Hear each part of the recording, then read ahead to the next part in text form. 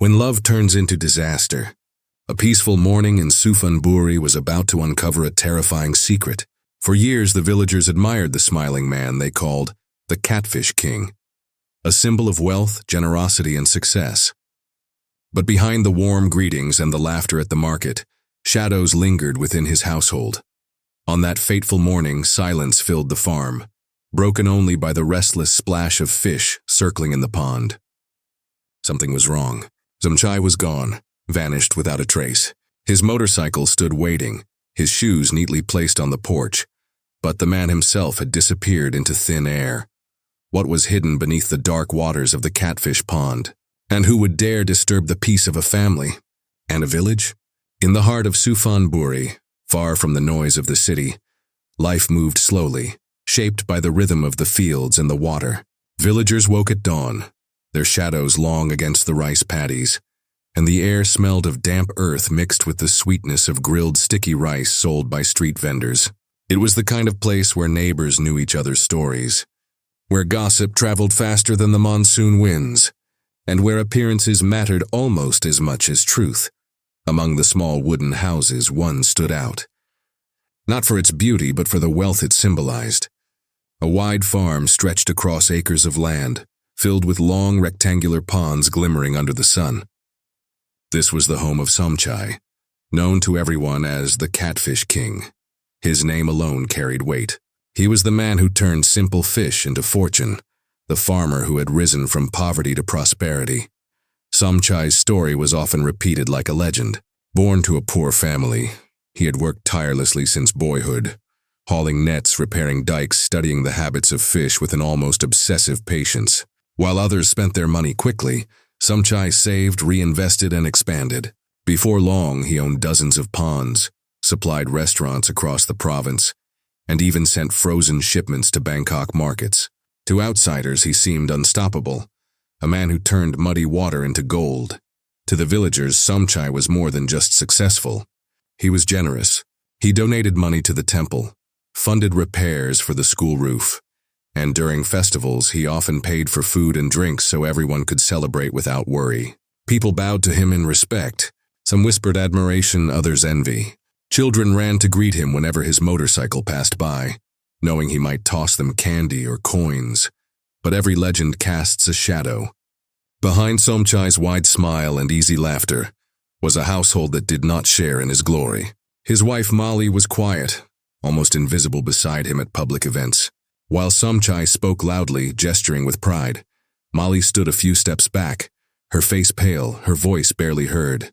Some villagers thought she was simply shy, a traditional woman who let her husband take the spotlight. Others noticed the way her eyes lowered too quickly, or how her hands trembled when Somchai raised his voice. Their son, Pipat, grew up in the shadow of his father's expectations. To the outside world, he was the heir to the empire, the boy who would one day become the next Catfish King. But in private, Pipat struggled under the weight of his father's strictness. Somchai demanded perfection, wake before dawn, work the ponds tirelessly, never complain. Any mistake, no matter how small, was punished with harsh words, sometimes worse. The boy who should have enjoyed a carefree youth instead carried silent scars, hidden from the eyes of villagers who believed his family lived in perfect harmony. Inside the house, wealth did not translate into warmth. The spacious living room, decorated with trophies and framed certificates of Somchai's achievements, felt more like a museum than a home. The laughter that neighbors often imagined was replaced by tension, by long silences broken only by Somchai's booming commands. Meals were eaten quickly without conversation. Molly often kept her gaze on the floor, Pipat on his plate. Love, it seemed, had no place in the house that success had built. Still, to the outside world, Somchai played the role of the devoted husband and father. He held Molly's hand at temple fairs, posed with her for photographs, and spoke proudly of his son's future. Villagers envied their life, comparing it to their own struggles. How lucky Molly must be, they thought, to live with such a prosperous man. How fortunate Pipat must feel to inherit an empire. No one dared to question the truth hidden behind the closed wooden doors. The farm itself was both a blessing and a curse. Rows of ponds stretched like mirrors under the sky, alive with the constant movement of fish. At night, the croaking of frogs and the splash of water became the soundtrack of their lives. Somchai often boasted that he could hear the health of his fish just by listening. "Restless fish means trouble," he once told a neighbor, tapping his ear with pride. "They speak to me, and I understand." To him, the ponds were not just his business, they were his kingdom, his throne, and his secret sanctuary. But for Molly, the ponds held another meaning. She often stood by the water's edge at dusk, watching the ripples spread across the surface. Some villagers said they saw her there many evenings, her eyes distant, her figure still as though she were waiting for the pond to whisper something back. To others, it looked like devotion to her husband's empire. But to those who looked closer, it seemed more like loneliness, a woman trapped in a life she had never chosen. The family's public reputation reached beyond the village. Businessmen from Bangkok visited the farm, shaking Somchai's hand, impressed by his methods.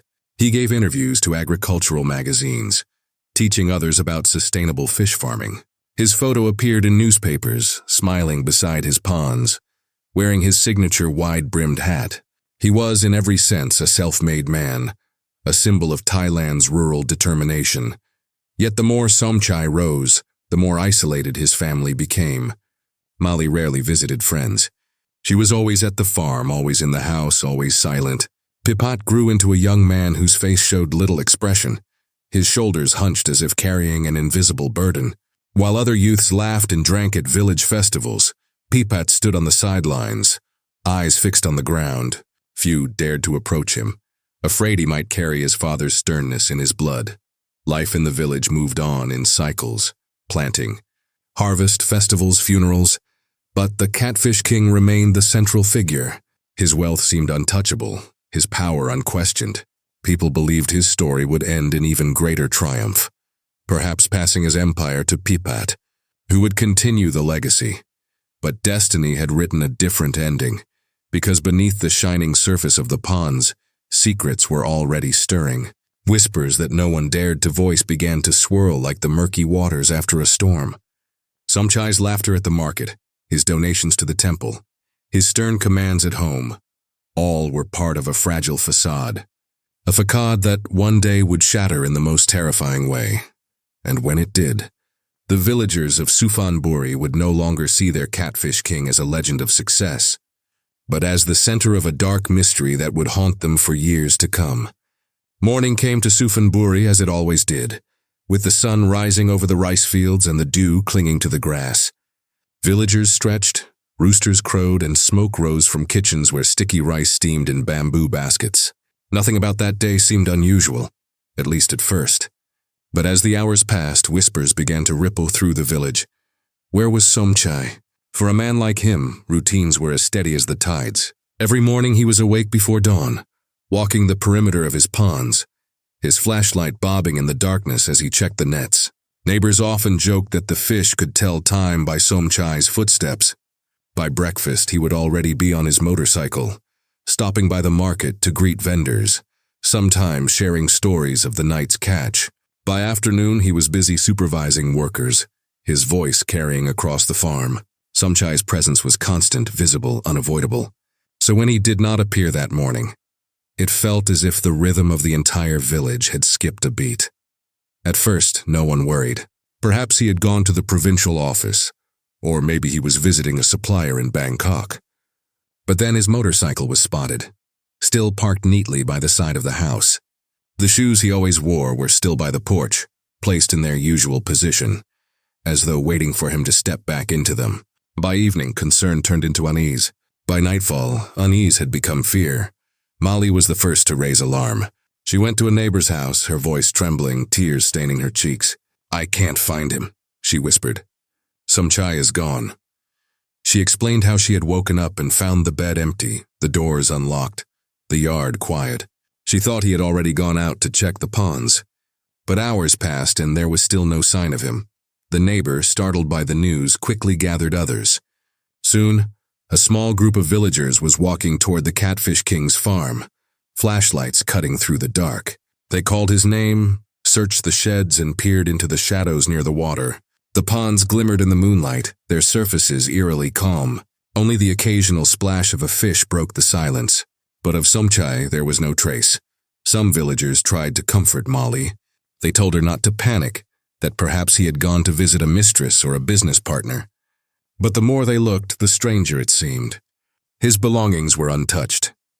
His watch and wallet were still on the table.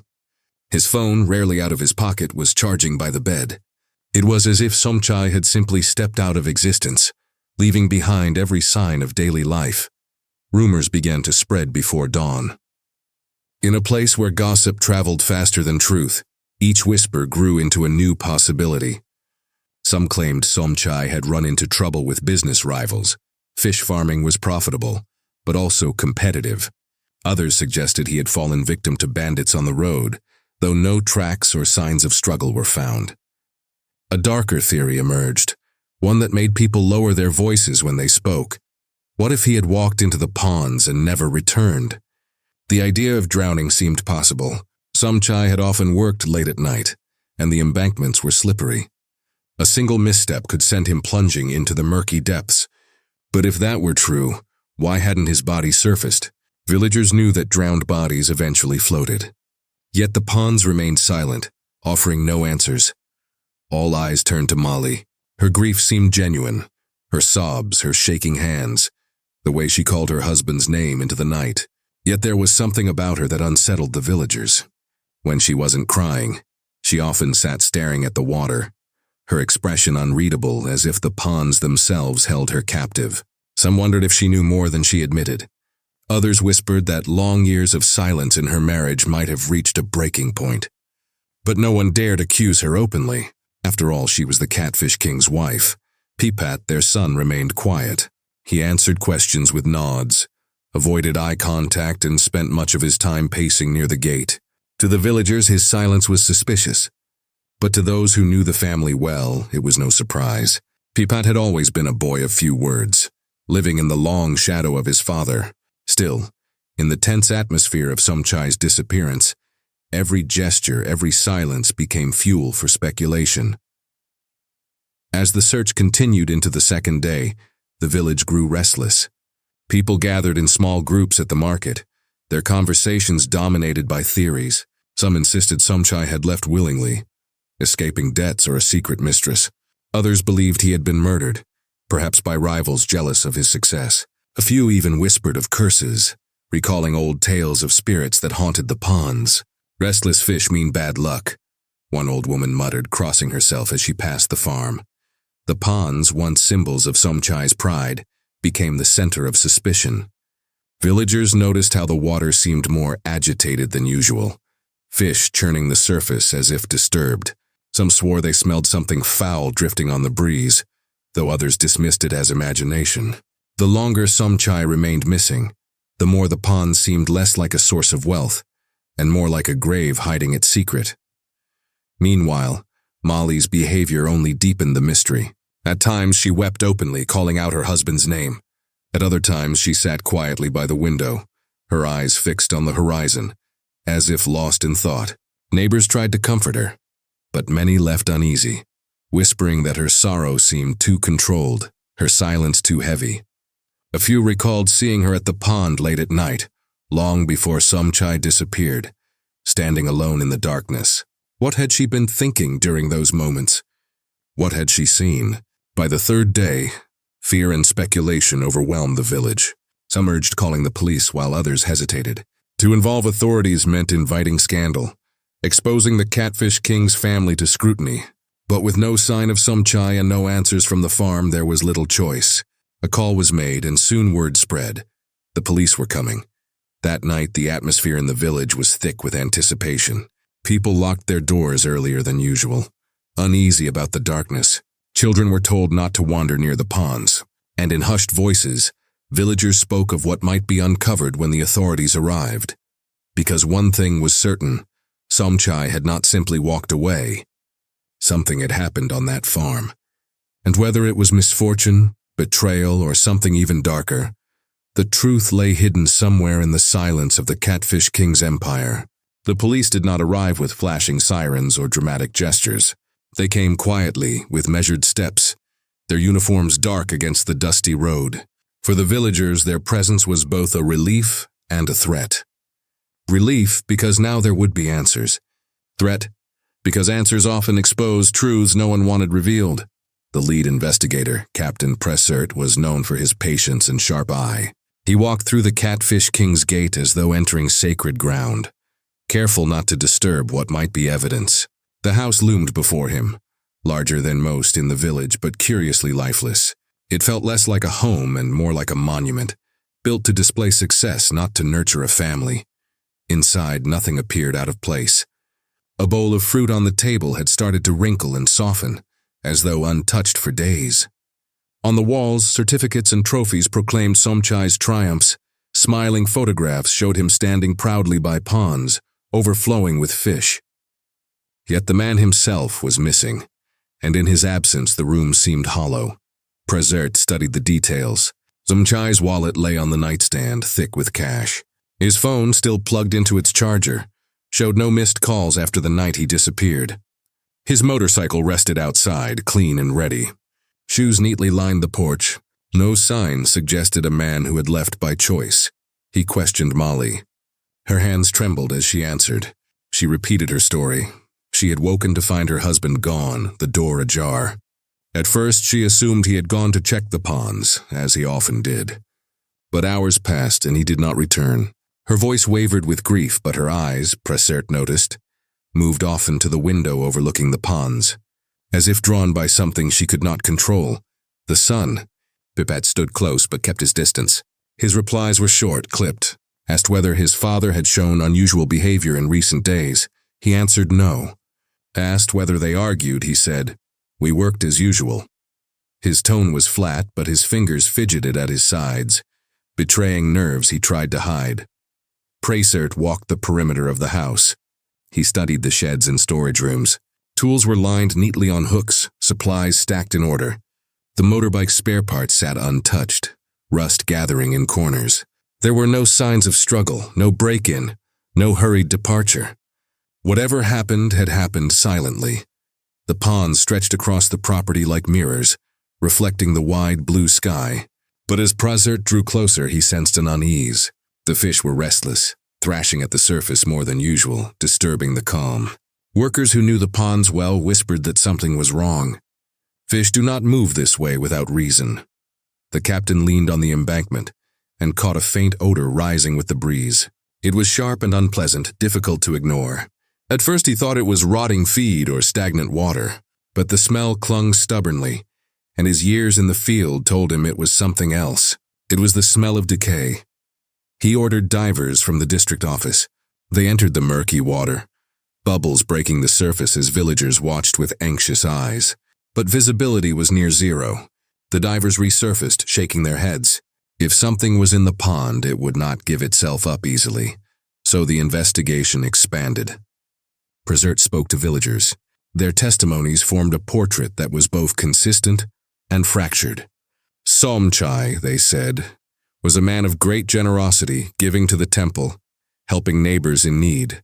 But he was also strict, quick-tempered, demanding. His wife, they noted, was quiet, always in the background. His son carried himself like a shadow, never smiling. One worker whispered to the captain, "The wife. She endured more than we ever spoke of." He was respected, yes, but in that house there was no peace. Another added, "The boy. He never spoke of it, but you can see in his face." He feared his father. By the second day, the smell by the ponds grew stronger. It drifted across the farm, clinging to clothes, forcing villagers to cover their noses as they passed. Some began to murmur about curses, about spirits of the water exacting revenge. Others said nothing, but their eyes betrayed fear. Molly stayed mostly in the house, though she was often seen by the window, staring at the pond. When officers passed by, she would turn quickly, as though caught. Her grief seemed genuine at times, her sobs echoing in the night. But when silence fell, her stillness was unsettling, as if she carried knowledge she refused to voice. Pippat wandered the edges of the property. He avoided the officers, speaking only when necessary. Some villagers interpreted his quiet as guilt. Others pitied him, thinking of the weight he had carried under his father's rule. But to Pressert, His silence was another puzzle piece, one that fit too neatly into the larger mystery. On the third day, the decision was made. The pond would be pumped dry. There was no other way. If Somchai had drowned, his body should have surfaced. If he had vanished elsewhere, the pond must still be cleared to erase doubt. Engines roared to life as pumps began sucking water from the pond. Villagers gathered again, their curiosity stronger than their fear. They stood in hushed clusters, eyes fixed on the shrinking waterline. Molly stood at the porch railing, clutching it so tightly her knuckles whitened. Pipat lingered behind her, his face pale. Hour after hour, the water drained. The fish thrashed desperately in the narrowing pool, gasping for oxygen. Muddy banks appeared, slick and foul-smelling. The stench rose with the mud, spreading across the farm like an invisible cloud. The first discovery came quietly. A torn piece of cloth surfaced, caught in the muck. An officer retrieved it with a stick. Villagers craned their necks, gasping as they recognized it.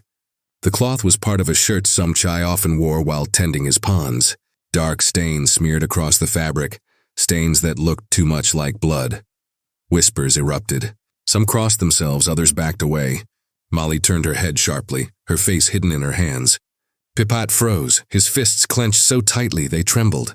The search grew more intense. Officers waded into the mud, probing with poles.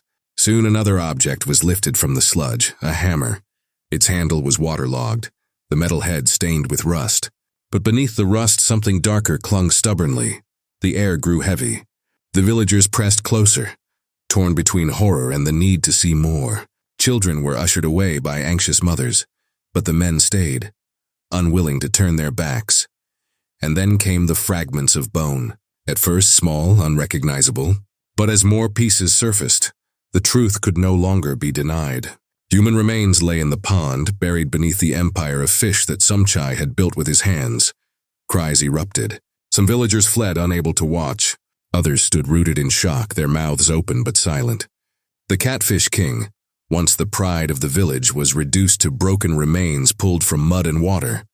For Captain Presser, the evidence spoke with brutal clarity. This was no accident, no disappearance into the night. This was murder, deliberate and hidden beneath the very waters Somchai had cherished. He turned toward the house. Molly was still at the porch, her body rigid. Pipat lingered behind her, unmoving. Their silence now seemed less like grief and more like the weight of secrets pressing down. The villagers who once admired the family now saw them with new eyes. Respect had turned to suspicion, admiration to unease. Whispers rose again, but this time they carried a sharper edge. The investigation had begun as a search for a missing man. It had become something darker, the unraveling of a family's hidden truth, and the beginning of a story that would stain the village for years to come. The discovery of Somchai's remains shook Suphanburi to its core. The Catfish King was no longer a legend of success, but a man whose empire had turned into his grave. Word spread quickly. By evening, villagers from neighboring hamlets had gathered at the edge of the farm, whispering in disbelief. The police cordoned off the property, their flashlights cutting through the dusk, while investigators carefully collected bones, the hammer, and the blood-stained cloth. Each item was bagged and labeled, grim evidence of a crime too large to keep hidden. Captain Presser stood silently as his men worked. He had solved many cases, but this one carried a weight unlike others. It was not just about a man's death. It was about a family's silence, a village's blindness, and the secrets that had festered behind the walls of wealth. He knew the next step was inevitable: interrogation. Molly was the first to be brought in. She sat in the dimly lit room at the district station, her hands folded in her lap. Her face was pale, her eyes shadowed with exhaustion. For hours she had maintained her sorrow, insisting she knew nothing of her husband's fate. But now, with evidence on the table, a hammer, stained cloth, fragments of bone, her mask began to crack. Prasert leaned forward. His voice was calm, almost gentle. "Molly, your husband did not disappear. He was killed. We found his remains in your pond. Tell me what happened that night." Her lips parted, but no words came. Tears welled in her eyes. She shook her head, repeating, "I don't know. I don't know." Yet her trembling hands betrayed her. The questioning stretched on.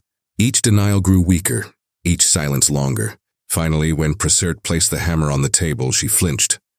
her eyes fixed on it, and for a long moment she could not look away. Then almost in a whisper she spoke. I endured 20 years of silence.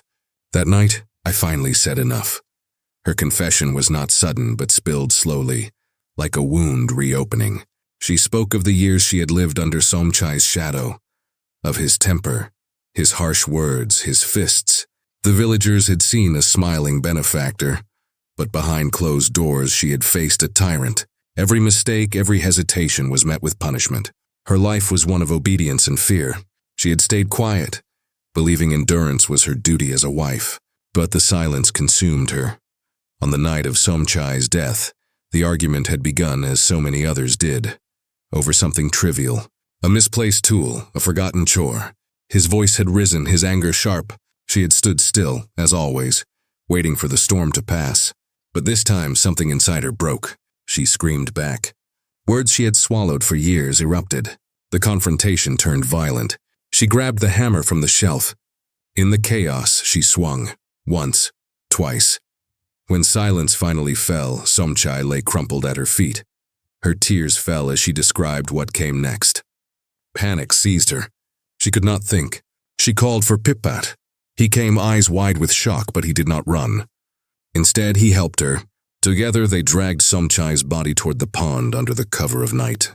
They tied weights to him, believing the water would hide the crime forever. "We thought no one would find him," she whispered. "We thought the fish would take him." The room was heavy with her words. Prasert listened, his face unreadable. He had suspected Molly's involvement, but hearing her confession carried a weight that even he found difficult. It was not just a crime of passion. It was decades of silence erupting into violence. Later, Pipat was brought in. At first, he denied everything. He insisted he knew nothing, that he was asleep the night his father disappeared. But when confronted with his mother's confession, his resistance faltered. His voice broke as he admitted the truth. He had helped, not in the killing but in the concealment. He had tied the ropes, lifted the body, watched it sink into the pond. His reason was simple. He could not abandon his mother. "All my life I watched her suffer," he said softly. "That night I could not let her face it alone." The villagers were stunned when the news spread. For years they had admired the family, envied their wealth. Now they learned of the darkness inside that house. Some reacted with anger. How could Molly, the quiet wife they pitied, commit such a crime? Others responded with sympathy. Hadn't she endured enough? Many turned their judgment toward Somchai himself. The man they called generous and kind was now remembered also as cruel and violent behind closed doors. His empire of ponds was no longer a symbol of success, but of the suffering that had been buried with him. The revelations continued through long interrogations. Molly admitted that she had thought about leaving many times but never dared. Divorce carried shame, and she had no means of survival without Somchai's money. She had dreamed of freedom but had always chosen silence. That night was the breaking point, when silence became unbearable. "I did not plan it," she said. "But when I held the hammer, I knew it was my only chance." Pipat, too, revealed his wounds. He described his father's strictness, the punishments, the constant reminders that he was never good enough. He had grown up fearing the man he was supposed to admire. His confession was less about guilt than resignation. "Maybe," he said, "it was always going to end this way." For the police, the evidence and confessions were enough. But for the village, the story was more complicated. Whispers filled the market, the temple, the rice fields. Some insisted justice must be served. Murder was murder, no matter the reason. Others argued that Molly had already served her sentence, living 20 years in fear. The community was divided, torn between pity and condemnation. As the days passed, more details emerged. Investigators pieced together the timeline. Somchai had returned late from a meeting, already irritable. He had scolded Molly over something trivial. The argument escalated.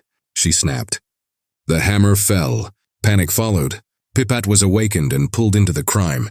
Together, mother and son carried the body outside, weighted it, and lowered it into the pond. The water swallowed it, and with it they believed their secret. But secrets rarely stay buried. The restless fish, the smell of decay, the silence of the family all became clues. And when the pond was drained, the truth surfaced with the mud. The confessions brought no joy. Prasert felt no triumph. Instead, he felt the weight of tragedy. A man was dead, a woman's life destroyed, a son's future broken. No one had won. The case moved quickly to the courts, but the villagers continued to wrestle with their emotions. Some avoided the farm entirely, unable to bear the sight. Others visited, staring at the drained pond as if it might tell them more. The Catfish King, once admired, was now a cautionary tale. His empire stood, but his legacy was drowned. For Molly, the confession brought a strange relief. In prison, she told officers she finally felt free. Free from the silence, free from the fear. Yet freedom came at the cost of everything. Her husband, her son's future, her own life. For Pipat, prison was another cage, but one he accepted without protest. I chose my side, he said simply. I chose my mother. The revelation of what happened that night was not a single moment of truth, but a gradual unraveling, piece by piece, until the whole picture stood bare. It was a story of power and silence, of wealth and pain, of a family destroyed not in an instant, but over decades of suppressed voices. And as the villagers reflected, they realized that tragedy was not just Mali's crime or Somchai's death. The true tragedy was the silence itself, the years when nothing was said, when bruises were hidden, when voices were stifled. That silence had festered until it broke in violence, and by then it was too late for anyone to be saved. The trial began on a humid morning, the courthouse filled with murmurs that refused to settle. Suphanburi had never seen such a case. Wealth, reputation, family, and violence tangled into one. Villagers crowded the benches, their faces marked by shock and curiosity. Journalists arrived from Bangkok, their cameras flashing, eager to capture the fall of the Catfish King's household. Mali entered the courtroom wearing a plain prison uniform. She no longer looked like the quiet wife who once greeted neighbors with a polite smile. Her posture was stooped, her hair streaked with gray. She kept her eyes low, not daring to meet the gaze of those who had once admired her. Pipat followed, chains on his wrists, his expression unreadable. He was young, but in that moment he seemed much older, as though years of hardship had already carved lines into his face. The prosecution spoke with force. They painted Mali as a calculating killer, a woman who had struck her husband in cold blood, and then conspired with her son to dispose of the body. They presented photographs of the drained pond, the hammer sealed in evidence bags, the blood-stained cloth, the skeletal remains. The audience shuddered at the sight. To the prosecution, this was not a crime of passion. It was premeditated murder. The defense, however, told a different story. They described 20 years of abuse, humiliation, and fear. They spoke of nights when Mali hid her bruises, of meals eaten in silence to avoid anger, of a house that looked grand from the outside but was a prison within. They argued that the killing was not planned, but an eruption of decades of suppressed pain. Pipat, they insisted, was guilty only of filial loyalty, a son protecting his mother in the worst moment of her life. Testimonies followed. Neighbors stepped forward, some recalling Somchai's generosity, others admitting they had heard shouting from the house at night. A family friend confessed he had once seen Mali with a swollen cheek, though she had brushed it off as an accident. The villagers who had once idolized Somchai now struggled to reconcile their memories with the dark truth. Was he the kind benefactor or the cruel tyrant? Perhaps both. The courtroom became a stage where silence finally broke. For the first time, Mali's suffering was spoken aloud, not hidden behind closed doors. Her voice trembled as she described the years of fear, the insults, the blows, the constant dread of making a mistake. She admitted she had thought of leaving, but shame and dependence held her back. She told the judges how on that final night the rage inside her had burst. "I did not plan to kill him," she said, her voice barely a whisper. "I just wanted it to stop." Pipat testified as well. His words were quiet but steady. He admitted to helping his mother, describing in detail how they had dragged Somchai's body to the pond. "I knew it was wrong," he said, "but I could not abandon her. She had endured everything alone. I could not let her endure this too." His statement brought tears to some in the audience, though others shook their heads in disapproval. Weeks passed. The evidence was reviewed, the testimonies weighed. Outside the courthouse, debates raged. Some villagers demanded the harshest punishment. insisting that murder could never be excused. Others defended Molly, arguing that the true crime was Somchai's cruelty, and that she was as much a victim as he was. The community split, families and friendships tested by the scandal. When the verdict was finally delivered, the air inside the courtroom was heavy with anticipation. The judge's voice echoed as he declared Molly guilty of murder. Her years of suffering were acknowledged, but they could not erase the crime. She was sentenced to life imprisonment. Pipat, found guilty of aiding in the concealment of the crime, received 20 years. The sound of the gavel marked the end of the trial, but not the end of the tragedy. Gasps and murmurs filled the room. Some cried, some whispered prayers. Others sat in stunned silence. Molly lowered her head, accepting her fate without protest. Pipat clenched his fists, not in anger, but as though bracing himself for the weight of years ahead. Outside the courthouse, reporters rushed to broadcast the news. Headlines spread across Thailand. Catfish King's wife sentenced to life, son to 20 years. The story gripped the nation, not just for its crime, but for what it revealed about the hidden darkness within families. Back in Suphanburi, the farm stood quiet. The ponds, once lively with the Catfish King's legacy, now carried an eerie stillness. Few dared to walk near them. Some said the place was cursed, others that it was haunted. The house, stripped of its pride, became a symbol of tragedy. For the villagers, the aftermath was heavy. They mourned not just Somchai, but the collapse of everything they thought they knew. Conversations in the market always returned to the case. Children whispered warnings to each other about the pond. Elders spoke of the dangers of silence and the hidden wounds in families. The Catfish King's empire had fed many mouths, but it had also hidden pain too deep to ignore. In prison, Molly adjusted to her new life. For the first time, she was free from Somchai's shadow, yet her freedom was bound by iron bars. She worked quietly, kept to herself, and prayed often. To the guards, she seemed relieved in some ways, though burdened by guilt in others. "I am finally at peace," she once told a visiting monk. But peace came too late. Pipat's sentence weighed heavily on him. He was young, with decades still ahead, yet his choices had bound him to a future behind walls. Still, he did not complain. "I did what I had to do," he said simply. He remained loyal to his mother, visiting her in the women's prison whenever he could. Their bond, forged in pain, remained unbroken even by chains. The villagers never forgot. Every festival, every temple gathering, the story resurfaced. Some used it as a cautionary tale for young couples, warning that silence and pride could destroy families. Others spoke of it with pity, lamenting that no one had intervened sooner, that the signs of abuse had been ignored. The tragedy became part of the village's identity, a scar that could not be erased. And so, in the aftermath, the verdict was clear. Molly would spend her life in prison. Pipat would serve 20 years, and Somchai's name would forever carry both admiration and condemnation. Yet beneath the legal sentences lay a deeper truth. No one had truly won. A man was dead, a woman was broken, a son's future was lost, and a community's faith was shaken. The Catfish King's story did not end with wealth or legacy. It ended in chains, in sorrow, in lessons whispered to future generations. As the villagers often said in hushed tones, no one truly won that day. When the trials ended and the headlines faded, what remained was a story that lingered in people's hearts far longer than any sentence. It was not only the crime that haunted them, but the silence that had allowed it to grow. The tragedy of the Catfish King was more than a tale of murder. It was a mirror reflecting the dangers of what happens when words are swallowed, when voices are muted, and when pain is hidden behind smiles. Silence is not always peace. Too often it is a cage. For Molly, silence began as endurance.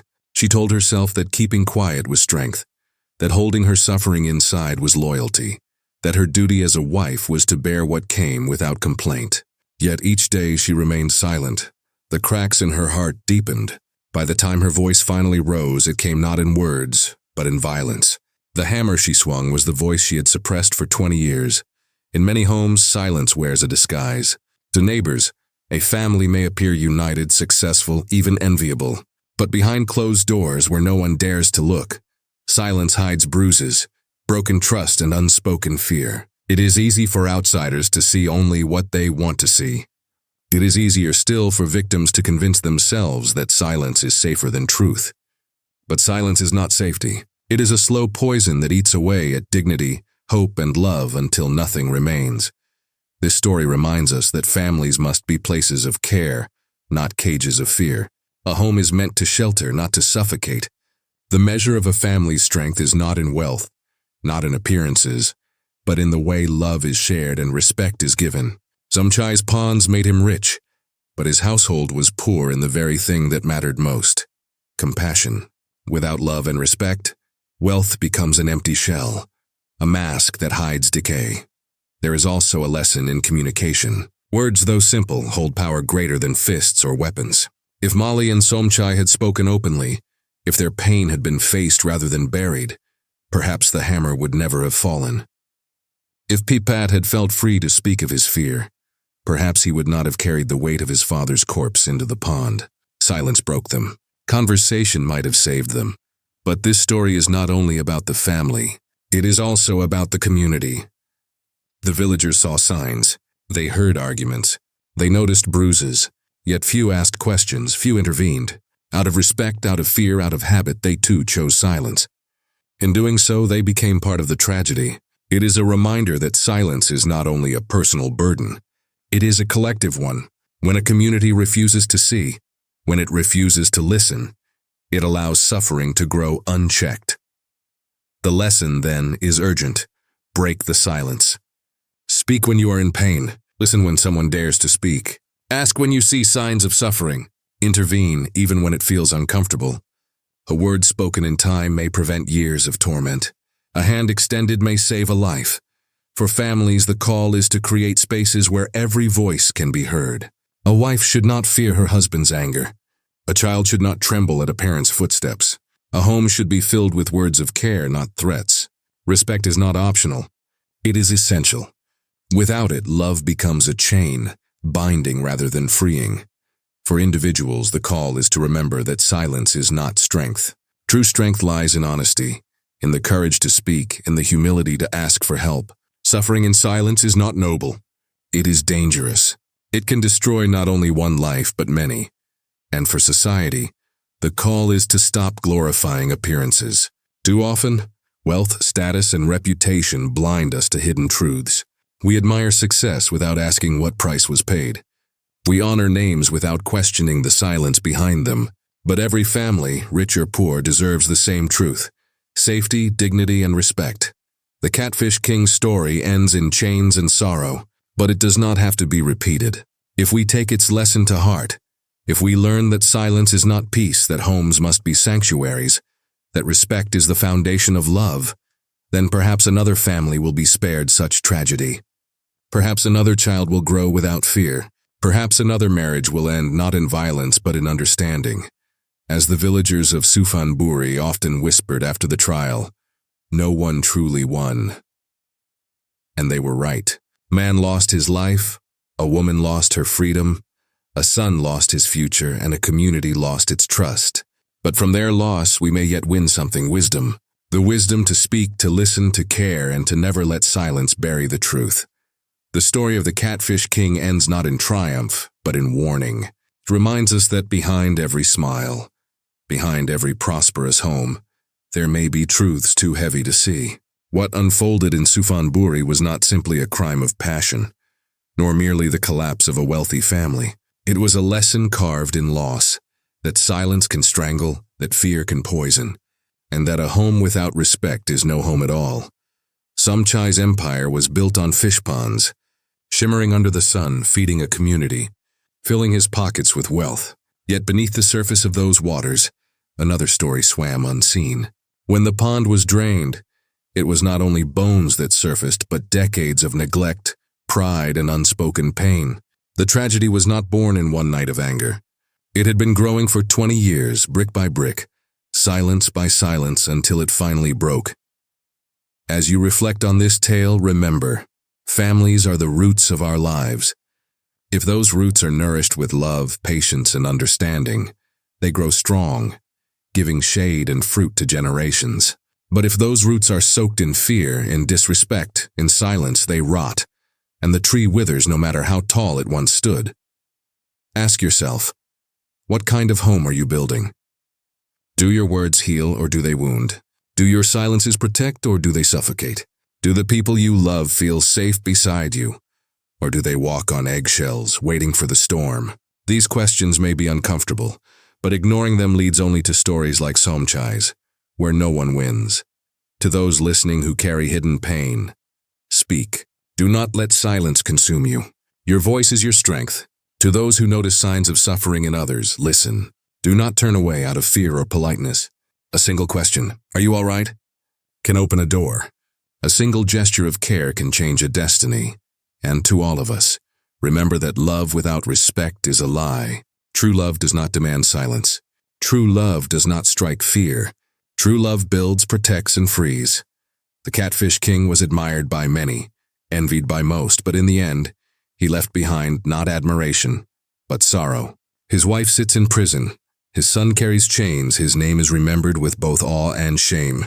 This is the legacy of silence. But it does not have to be the legacy of our own homes. If this story has touched you, do not let it fade when the screen goes dark. Share it with your family, with your friends, with anyone who needs reminding that love is more than smiles at the market, more than wealth on display. Share it, so that we may all learn to break the silence before it becomes too late. And if you wish to hear more stories that reveal not just tragedy, but the lessons hidden within, do not forget to stay with us. Like, share, and subscribe, not for the sake of numbers, but so that no voice remains unheard and no truth remains buried. Because in the end, stories like this are not just about others. They are about us all. They remind us that the line between harmony and tragedy is thinner than we think. And they remind us that only through love, respect, and open hearts can we keep our homes from drowning in silence.